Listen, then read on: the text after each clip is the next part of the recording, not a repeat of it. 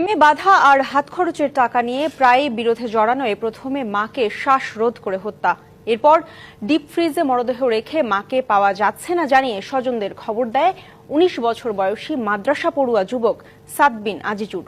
বগুড়ায় এই হত্যার ঘটনায় আটক ছেলে র্যাবের কাছে দায় স্বীকার করেছে। এদিকে আসার সময় ওই রুমে দেখলাম যে নিচে কুড়াল পড়ে আছে, কুড়ালে বাঁশ দেখা যাচ্ছে। তো আমি ভাবলাম যে বাঁশ এখানে কে রাখছে।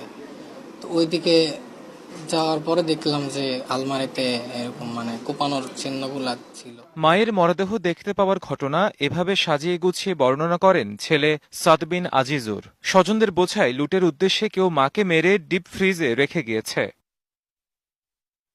আলমারি আর ঘরের অবস্থা দেখে স্বজনরা তা বিশ্বাস করলেও ফাঁকি দিতে পারেনি র্যাবের চোখ।